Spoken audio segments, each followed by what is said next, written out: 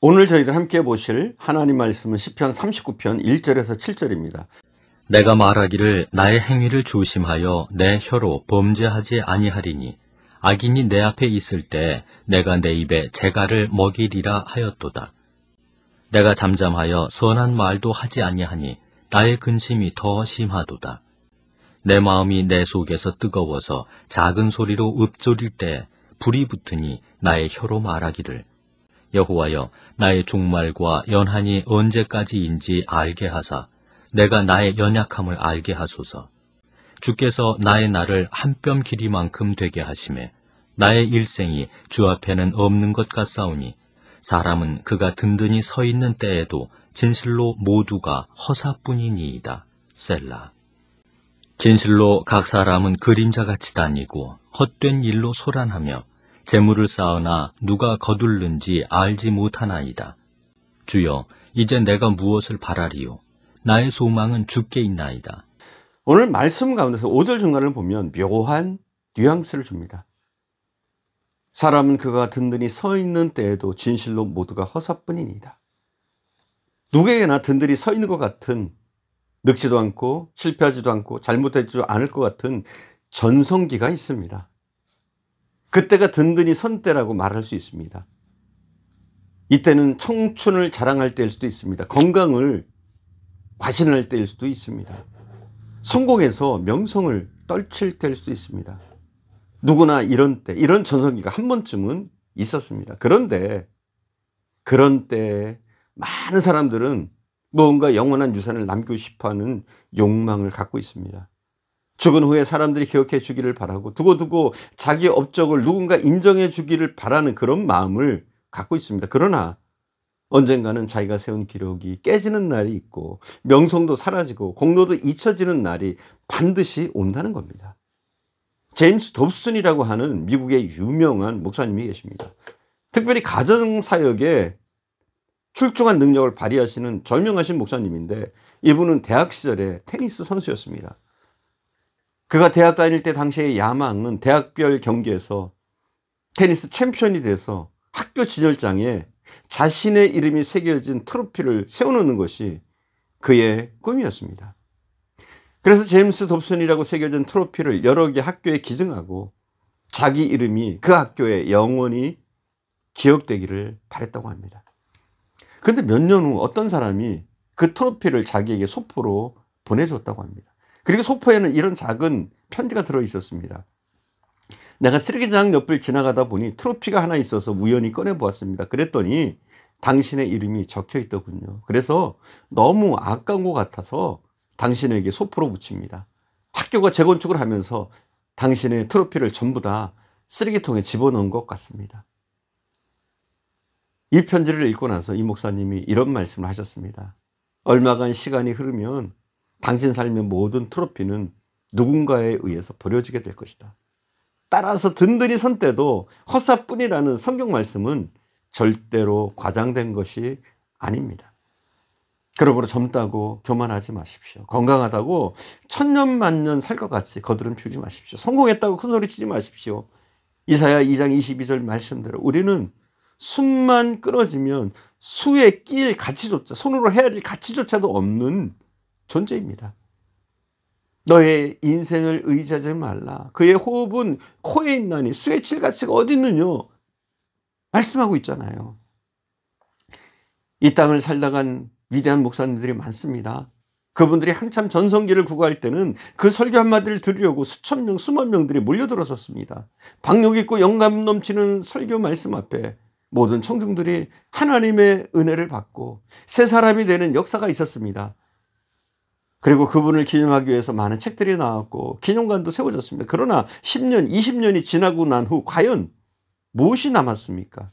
그 메시지가 어디 있습니까? 그 메시지를 듣고 감동하던 청중들은 어디 갔습니까? 그가 남겨놓은 책들은 지금쯤 고서가 되어 어딘가 헌책방이나 가야지 겨우 발견할 수 있는지도 모릅니다. 그분을 기념해서 세웠던 탑, 집, 그것이 무슨 소용입니까? 나중에는 관리할 사람조차 없어서 먼지가 앉는 초라한 모습으로 변할지 모릅니다.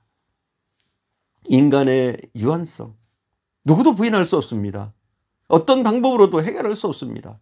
시편 89편 47절에 있는 말씀 그대로 주께서 모든 인생을 어찌 그리 허무하게 창조하셨는지요. 우리에게도 이런 탄식과 원망이 나올 정도로 인간 자체를 보면 너무나 허무합니다. 다윗이 이 사실을 직시한 겁니다. 실존적으로 깨달은 것입니다. 입만 가지고 말하는 것이 아니라 온 영혼이 진동할 정도로 이 사실을 깊이 인식한 겁니다. 흔히 세상 사람들은 인생이 허무하다는 것, 인간의 성공이나 명성이 별것 아니라는 것을 인정합니다. 그런데 그와 같은 허무함을 잠깐 동안 잊어버리기 위해서 엉뚱한 데 마음을 쏟는 것을 봅니다. 잠깐 기분 전환을 하는 겁니다. 그래서 쇼핑의 마음을 빼앗기도 하고 영화관을 드나들기도 하고 스포츠에 열광하기도 하고 게임과 여행, 오락을 하기도 합니다. 나중에는 살취하고 음주하고 탈선하고 성적으로 문란한 행위를 하면서 어떻게든 인생의 허물을 잊어버리려고 몸부림치는 것을 봅니다. 얼마나 답답한 일인지 모릅니다. 그래서 어떤 사람은 우리 사회를 가리켜 음모 집단이라고 말합니다.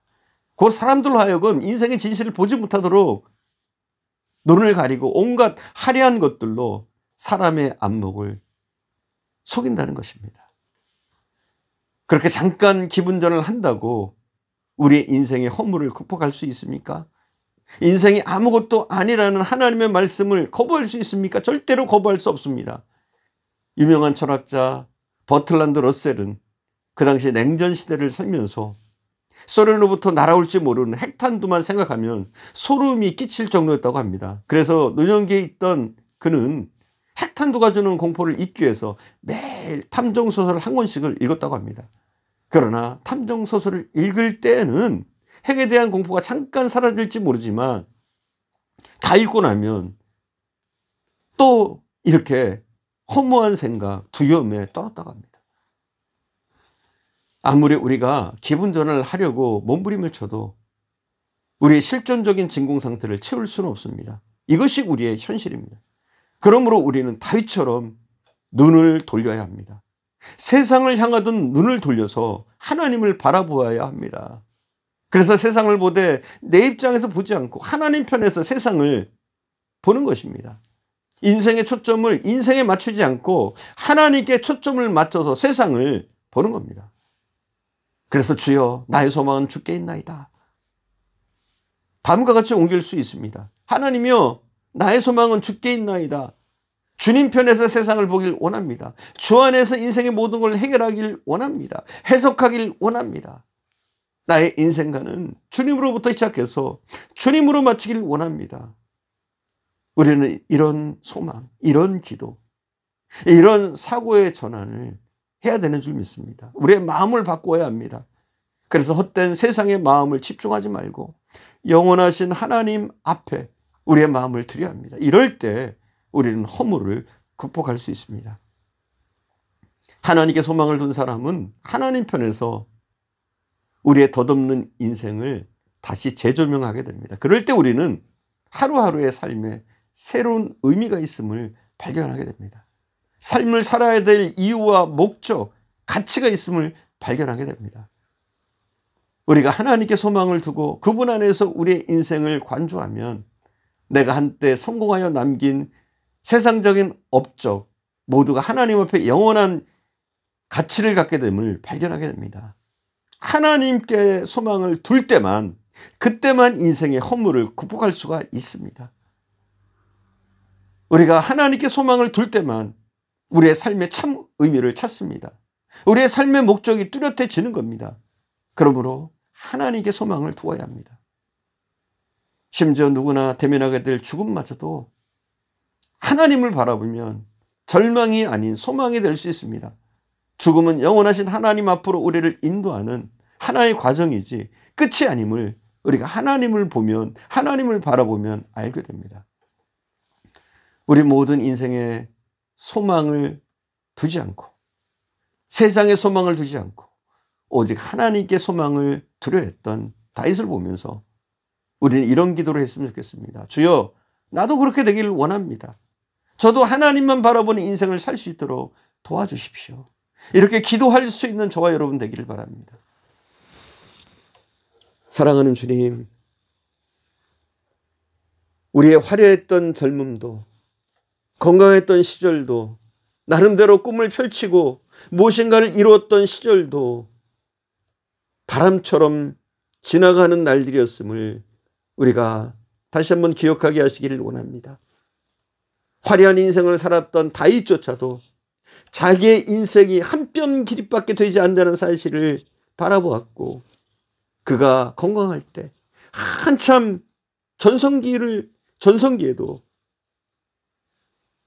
여전히 아무것도 아님을 고백했던 것을 우리가 보게 됩니다.